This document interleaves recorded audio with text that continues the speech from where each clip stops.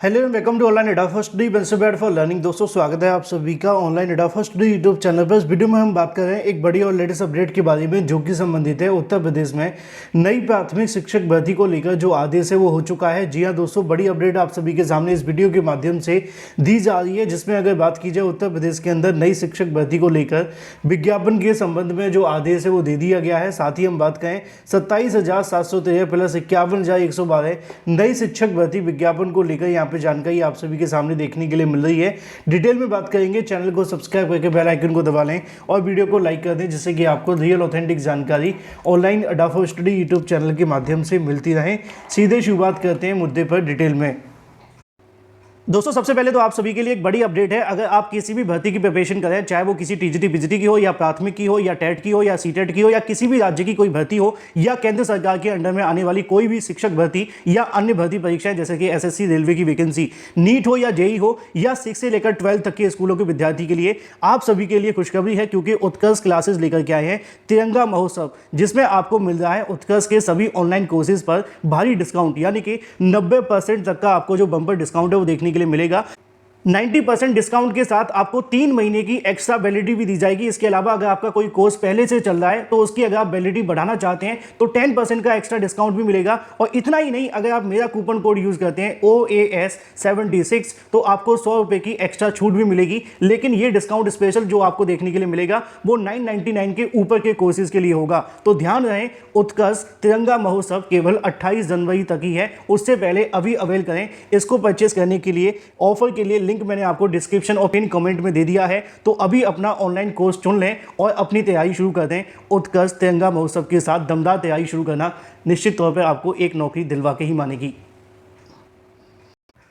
चलिए वापस आ जाते हैं सीधे मुद्दे की तरफ, जो कि संबंधित है नई प्राथमिक शिक्षक भर्ती को लेकर। अब ये जो आदेश आप सभी के सामने देखने के लिए मिला है वो 27,713 प्लस 51,000 नई शिक्षक भर्ती को लेकर है, क्योंकि उत्तर प्रदेश के अंदर समय समय पर अनुपात समानुपात का जो जिन है वो कहीं ना कहीं एक बार फिर से लोटे से बाहर निकल आता है। और अब आप सभी को कहीं ना कहीं इस मामले में और ज़्यादा कह सकते हैं काफ़ी ज़्यादा कुछ देखने के लिए मिलेगा, क्योंकि जो अनुपात है वो उड़ गया है। जी हाँ दोस्तों, अनुपात उड़ गया है। उड़ने के बाद में क्या है, इस पर मैं आपको सीधे ऑर्डर के माध्यम से बताता हूं। अब 27,713 की बात हो या 51,112 की, दोनों कहीं ना कहीं कोर्ट के माध्यम से जारी किए गए आंकड़े हैं। 27,713 वो पद है जो 68,500 शिक्षक भर्ती के अंदर जो अभ्यर्थी कहने की कह सकते हैं कि खाली रह गए थे या चयनित नहीं हो पाए थे, उनकी वजह से 68,500 भर्ती के अंदर 27,713 पद खाली रहे थे। इस मामले पर लगातार कहीं ना कहीं अभ्यर्थियों ने मांग की थी कि इन पदों को जोड़ दिया जाए। किस में जोड़ा जाए? इन पदों को जोड़ा जाए आप सभी के लिए जो 30-33 वाले अभ्यर्थी है, यानी कि कट ऑफ कम करके उनको नौकरी दे दी जाए। 69,000 वाले अभ्यर्थी चाहते थे हमारे लिए जोड़ दिए जाए।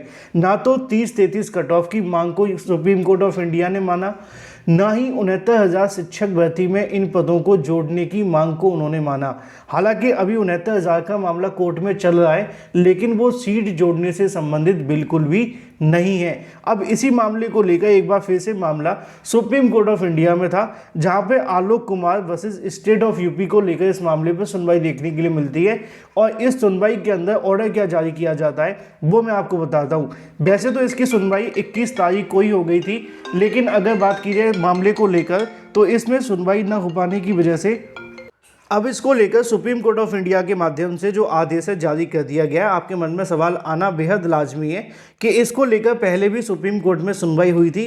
यस, बिल्कुल हुई थी, लेकिन उसी में रिव्यू पिटीशन फाइल की गई थी, यानी कि इनका मानना था कि पुनर्विचार याचिका में एक बार फिर से सुनवाई हो जाए। देखो, पुनर्विचार याचिका में कुछ डिसीजन होगा कि नहीं ये कह सकते हैं पूरे तरीके से 99.9% नहीं होता है, क्योंकि जिस जज के माध्यम से वो डिसीजन दिया गया है वो बदलाव नहीं करते जब तक आपके पास में कोई ऐसा प्रूफ ना हो कि आपके पूरे केस को पलट दिया ना जाए। लेकिन कई बार ऐसा हो भी जाता है। अभी NIOS डीलर में देखा था, है ना, उसमें NIOS को बाहर कर दिया गया, लेकिन जब उन्होंने दोबारा से रिव्यू में याचिका दाखिल की तो वो शामिल हो गए, लेकिन BED की याचिका खारिज हो गई, क्योंकि डिपेंड करता है कि पुनर्विचार याचिका दाखिल करें ना करें, लेकिन तथ्य होने चाहिए। अब यहाँ पर भी ये इसी मांग को लेकर पुनर्विचार याचिका दाखिल की गई। कह सकते हैं कि याचियों को जो पैसा मिला हुआ था उसको कहीं ना कहीं पूरे तरीके से इस्तेमाल करने का प्रयास था कि ऐसे नहीं तो वैसे सही। अब इसके बाद में दो ऑप्शन हो रहे हैं, क्यूरेटिव पिटीशन और मर्सी पिटीशन, लेकिन उसमें होगा कुछ नहीं, क्योंकि जब इतना नहीं हुआ, हाई कोर्ट से आए, डबल बेंच आ रही, सुप्रीम कोर्ट आ रही, रिव्यू पिटीशन भी चली गई, अब तो कुछ ज़्यादा उम्मीद है ही नहीं है। मुद्दे पे आते हैं। मुद्दा आप सभी के लिए है यहाँ पे जो high court supreme court of India के माध्यम से ऑर्डर दिया गया। ऑर्डर क्या है? ऑर्डर है एप्लीकेशन फॉर ओरल हियरिंग आज रिजेक्टेड, यानी कि ऑर्डर का मतलब ये है कि मौखिक सुनवाई के लिए मना कर दिया गया कोर्ट के माध्यम से।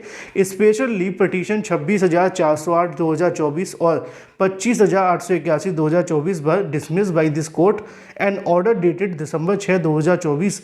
The petitioner in said special leave petition have now applied for a review the order date December 6 2024, यानी कि उस ऑर्डर को रिव्यू करने की मांग की थी। उनका कहना है कि we have pursued the review petition and are of the consideration opinion that no case of review has been set up, यानी कि उनको नहीं लगता है कि इस मामले में उनको कोई रिव्यू करने की कोई आवश्यकता है।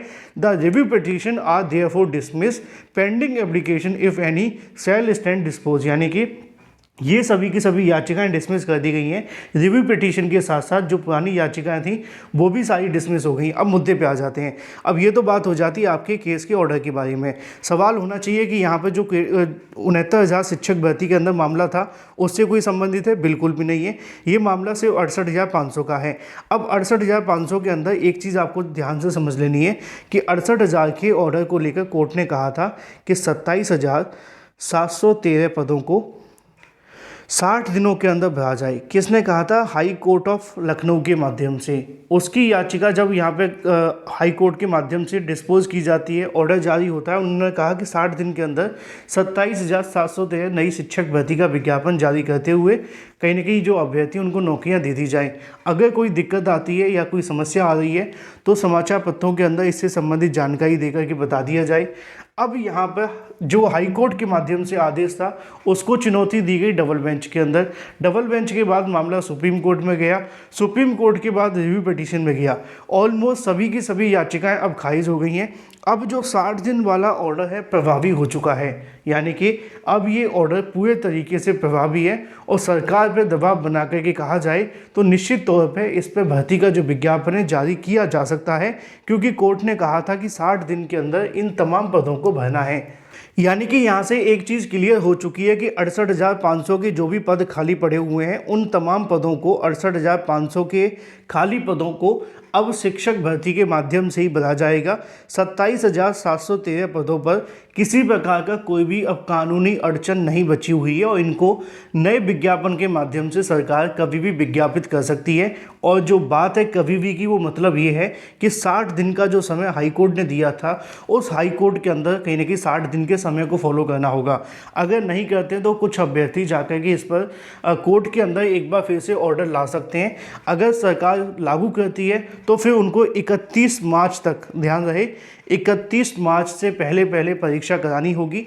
क्यों करानी होगी? क्योंकि 31 मार्च 2025 तक 60 दिन का समय जो है वो कंप्लीट हो जाएगा। अगर परीक्षा नहीं हो पाती है तो नियुक्ति तो कहाँ से ही देंगे, क्योंकि कोर्ट ने कहा था कि 60 दिन के अंदर परीक्षा आयोजित करते हुए यहाँ पे अभ्यर्थियों को नियुक्तियाँ देनी है। अगर फरवरी में भी कहीं ना कहीं यहाँ पे विज्ञापन निकाल दिया जाता है तब भी सरकार के पास में बड़ी मुश्किल से जो फाइनल समय होगा वो 31 मार्च तक का होगा। अब देखना दिलचस्प है कि जब हाई कोर्ट ने आदेश दिया तो अभ्यर्थी सुप्रीम कोर्ट चले गए थे। सरकार ने कहा ठीक है सुप्रीम कोर्ट से फाइनल होने दो। अब सुप्रीम कोर्ट से भी फाइनल हो गया है तो अब सरकार के पास में मौका है कि वो 60 दिन के अंदर भर्ती का विज्ञापन निकाल सकते हैं। अब निकालना ना निकालना वो सरकार की मंशा पे है, वो आप जानते हैं, लेकिन सरकार इस ऑर्डर के बाद से निश्चित तौर पर दबाव में आ गई है। उनको भर्ती अब देनी ही पड़ेगी, क्योंकि 69,000 के समय सरकार के माध्यम से 51,112 पदों को भरने को लेकर आदेशित किया गया था। 51,112 पदों के लिए आज तक विज्ञापन नहीं आया। अब 27,713 पदों को लेकर भी आदेश जारी कर दिया गया है।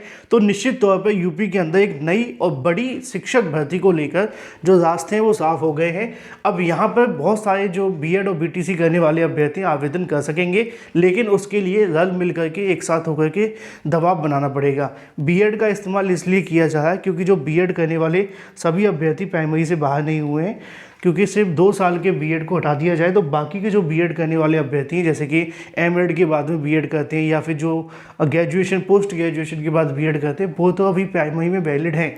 तो वो तमाम अभ्यर्थी एकजुट हो जाए और इस ऑर्डर के आधार पर अब सरकार पर दबाव बना दें, क्योंकि अब वो सरकार बहाना नहीं लगा सकती अनुपात समानुपात का, क्योंकि अब तो कोर्ट ने भी कह दिया है कि 68,500 के जो भी पद खाली हैं उनको नई शिक्षक भर्ती के माध्यम से 60 दिन के अंदर विज्ञापन जारी करके परीक्षा आयोजित करके नियुक्ति पत्र दे दिए जाएं। Thank you for watching this video.